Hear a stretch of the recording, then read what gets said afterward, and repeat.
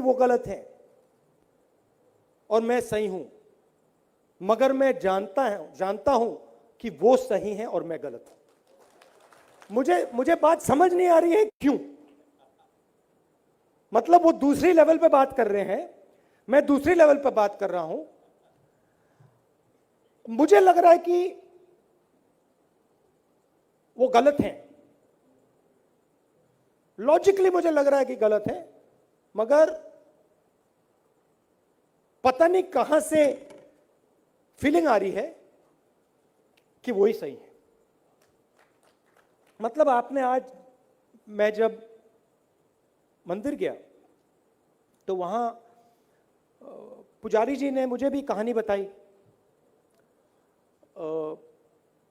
कृष्ण भगवान की, जो आपने अभी फिर से दोहराई। तो उसमें जैसे मैंने आपको गांधी जी का उदाहरण दिया कि नेहरू जी कहते हैं कि लॉजिकली मुझे ठीक लग रहा है, मगर सच्चाई उनके साइड पे है।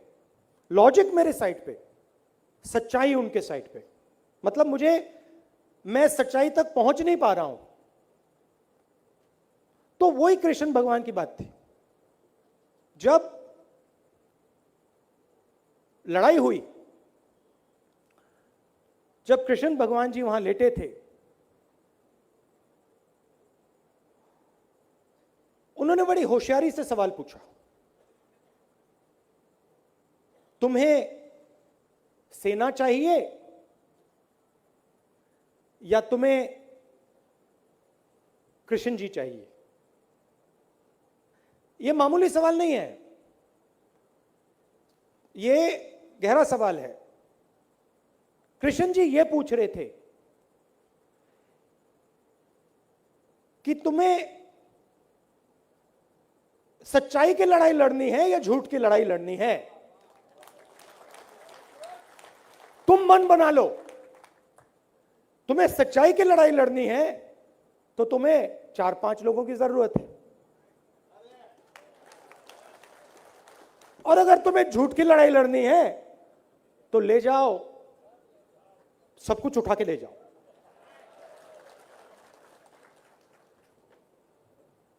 100 भाई चाहिए वो ले लो, हथियार चाहिए वो भी ले लो। अब उस दिन नहीं थे, बट जो भी है, हेलीकॉप्टर, हवाई जहाज,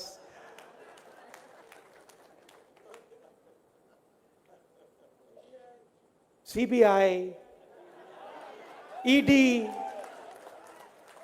मीडिया, पुलिस,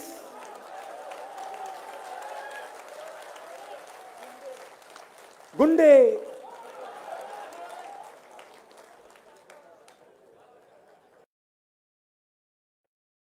हर रोज कोई ना कोई नया कपड़ा। तो गुजरात हमें यह सिखाता है कि एक तरफ सत्ता हो, सीबीआई हो, ईडी हो, कौरव हो, कुछ फर्क नहीं पड़ता, वो माया है।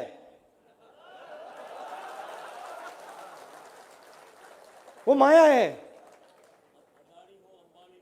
वो जो भी है वो जो भी है वो माया है। और दूसरी तरफ